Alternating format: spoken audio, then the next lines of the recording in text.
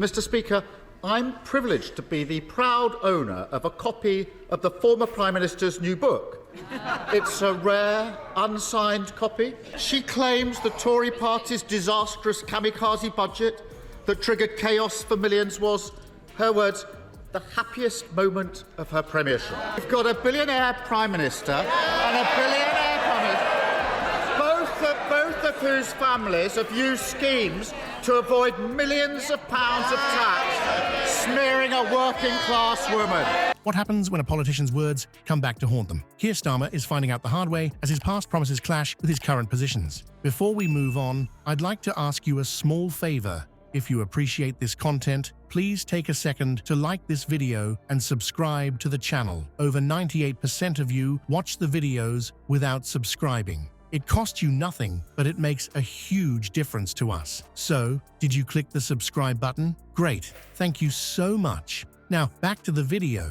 From tuition fees to economic policies, Starmer's contradictions are piling up.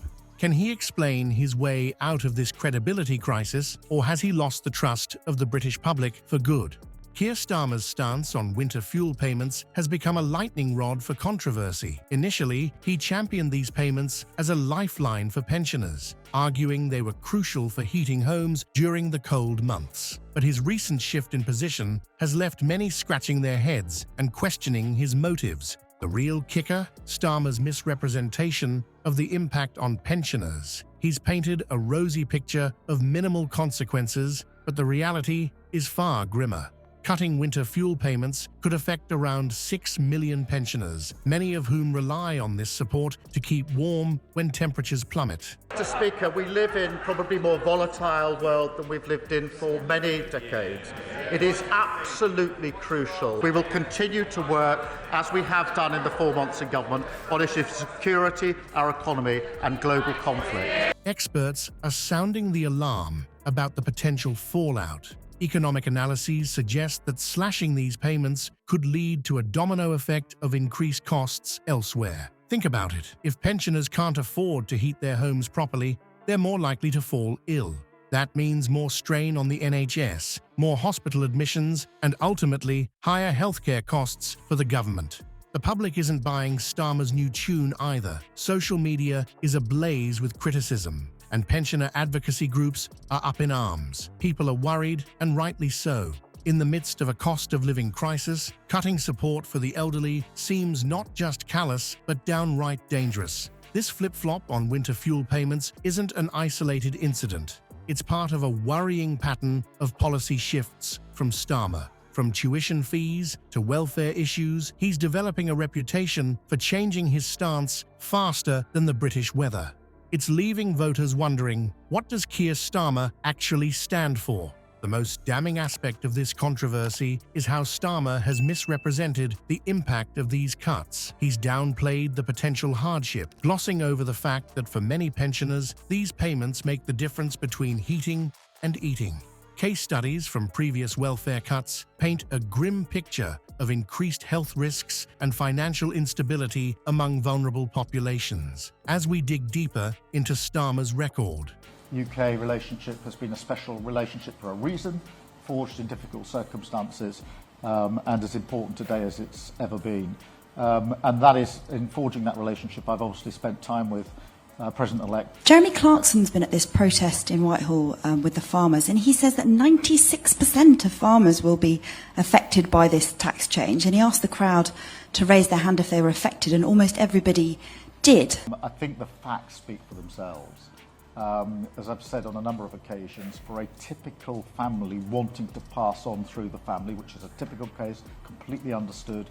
more questions arise about his credibility. Can voters trust a leader whose promises seem to shift with the political winds? And what does this say about the state of political discourse in the UK? These are the issues we'll explore as we examine Starmer's track record and the growing doubts about his leadership. If you think Starmer's flip-flop on winter fuel payments was bad, just wait until you hear about his tuition fees debacle. It's a tale of broken promises that's left students fuming and Labour supporters questioning their leader's integrity. But here's the real question. Are these policy shifts calculated political strategy, or is Starmer simply lost at sea? Keir Starmer's political career is starting to look like a greatest hits album of U-turns. Remember when he boldly proclaimed tuition fees are a huge debt for young people that they carry with them for a very long time. And that's why we rightly committed at the last election to get rid of tuition fees. Those words now ring hollow as Labour oversees a rise in the very fees Starmer once vowed to abolish.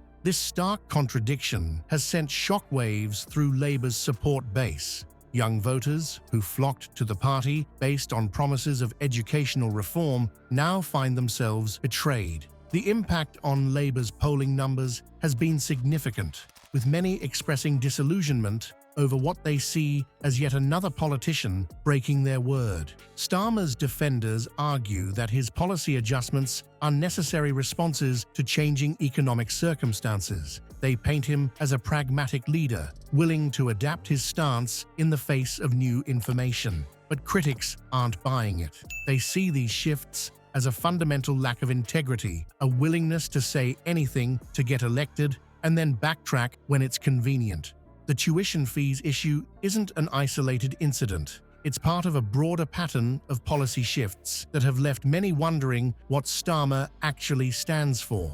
From economic policies to social issues, his positions seem to change with the political winds. This has raised serious questions about his ability to lead effectively and maintain the trust of the electorate.